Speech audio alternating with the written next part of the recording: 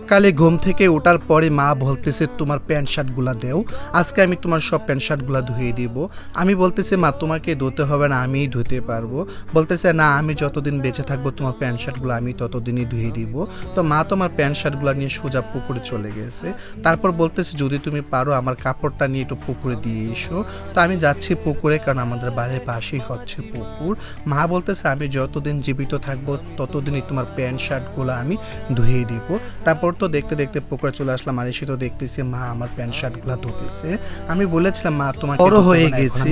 মা বলতেছে তুমি আমার কাছে কখনো বড় হও নাই, তুমি আমার কাছে সবসময় সে ছোট্ট অবি রয়ে গেছো। যেদিন থেকে তোমার বউ আসবে সেদিন তোমার প্যান্ট শার্ট সব কিছু ধুয়ে দিবে। তারপর তো মা আমার হচ্ছে প্যান্ট গেঞ্জি লুঙ্গি সবগুলা হচ্ছে ধুয়ে দিতেছে। তারপর বলতেছে তুমি চলে যাও। আমি বলতেছি না, আমি যাব না, আমি এখানে দাঁড়িয়ে আছি, তুমি প্যান্ট শার্টগুলো যখন ধুয়ে দিবা তারপর এগুলো হচ্ছে আমি বাড়িতে নিয়ে যাব। তারপর তো মা একে একে সবগুলা হচ্ছে ধুয়ে ফেলতেছে।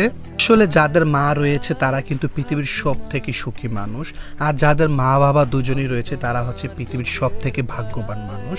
তো যাই হোক, আমি আরও হচ্ছে পৃথিবীর সব থেকে সুখী মানুষ আমি, কারণ আমার মা রয়েছে। তারপর তো প্যান্ট শার্টগুলো মা ধুলো, তারপর বললাম যে আমি এগুলো নিয়ে যাচ্ছি। মা বলতেছে যাও তুমি চলে যাও, আমি নিয়ে যাব। আমি বলতেছি না মা, আমি নিয়ে যেতে পারবো। তারপর তো এগুলো নিয়ে আমি সোজা বাসার দিকে চলে যাচ্ছি।